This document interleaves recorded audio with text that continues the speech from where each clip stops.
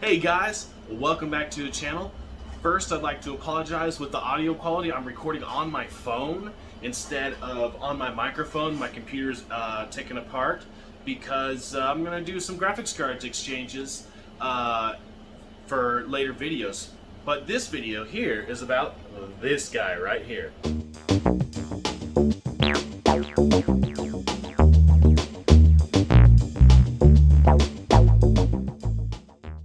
This is a R9 290 VaporX edition. It's from Sapphire. I bought this graphics card for 80 bucks a couple years ago, and this thing has been just a beast. It's got 4 gig of VRAM. I know it's on the GCN architecture if I remember correctly, and so this guy right here, I've been using. I still like this graphics card. I've been using it since I took my Vega 64 out. So I'm going to put this back in the computer, and then I'm going to do the rest of the video with actual good audio quality and probably better camera quality too. So, see you guys in a second. All right, so as promised, better audio quality for sure. So let's just go ahead and get to the disclaimers, guys. This card was tested on my personal computer. It is my daily driver. The computer has a 3900 XT with PBO enabled, 16 gig of RAM at 3000 megahertz, and of course the F clock is halved to match the RAM. The R9 290 has been overclocked during all the benchmarks, and all the gameplay that you will see was captured during non-benchmark sessions. And finally, all the benchmark sessions are at 1080p, and all games with the exception of Cyberpunk 2077 are at max detail settings. Alright guys, enough of the disclaimer, let's get to the results. So first things first, we're going to roll with some CSGO. By the way, I'm in a bot match here, so we have an average frame rate of 147.8 frames per second, a minimum frame rate of 85.9, and the maximum frame rate was 395.4.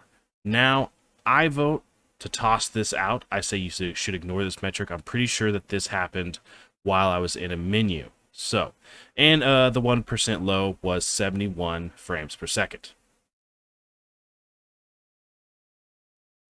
Overall, the gameplay was smooth, and I offer no complaints, honestly. Especially for a GPU that is this old. So, now on to The Witcher. We have an average frame rate of 53.4 frames per second. We have a minimum frame rate of 42.3 frames per second. And a max of frame rate of 59.8 frames, with our 1% low at 41.8. Again, guys, overall, the gameplay was fairly smooth. Every now and again, there was a hesitation or a hiccup, especially when I was running through a large town. However, I'm sure you could find the right settings. I'm sure I could find the right settings and tinker with it and solve that problem without it being too much of a hassle. However, if I were to run this GPU full time, all the time, I just leave the eye candy on, because after all, I'm not versus anybody. I'm not playing against anybody. It's just a single player game. So, yeah, why not? Now on to Elder Scrolls Online. If you didn't notice, this game is not on my Vega 64 2021 GPU video. And furthermore, this video will not include Fallout 76. I have my reasons for that. The game burned me, guys. Let's just leave it at that. And also, I really like playing ESO. It's really fun. And I hope to spend many hours playing this game, and I'm going to do live streams with it as well. Okay, so back to the results. Here we go. So the average frame rate for Elder Scrolls was 90.2 frames per second. The minimum was 57.6. The maximum was 564.8. So again, this maximum frame rate, I really think you should just toss this out the window. I'm sure I was in a menu of some sort, or I hit escape to go to a specific screen and just hadn't shut the benchmark down yet. Whatever it is, ignore that. There's no way that I'm getting 564 frames when I'm regularly playing. It's just not going to happen. And finally, the 1% low was 65.8 frames. So overall, playing, it was pretty smooth. I offer no complaints at all. None at all. So, okay, now we're going to go to the wild card, sort of. Honestly, if you've played Cyberpunk 2077, you know that this game is demanding. So, if you could tell, obviously, the settings here are not maxed out. My main goal here with this particular game was to make it playable and make me not notice that I was running on a low-end, comparably, GPU. I do believe I achieved that goal, and yeah. So, the average frame rate was 31.9. Gosh, that sounds abysmal, but I promise you guys, it was not that bad. The minimum frame was 19.6, the max was 46.1, and the 1% low was 19.9. So I played this for quite a while, just to make sure that it felt right. And even though it dipped all the way to 19 frames, I still would keep my settings the way I have them. The game felt good, and it was playable, at least by my standards. And again, it's a single-player game, guys. So, I mean, I like eye candy, so I'm going to try to play with as much eye candy as I possibly can. So, okay. So on to my conclusion. Would I recommend buying one of these?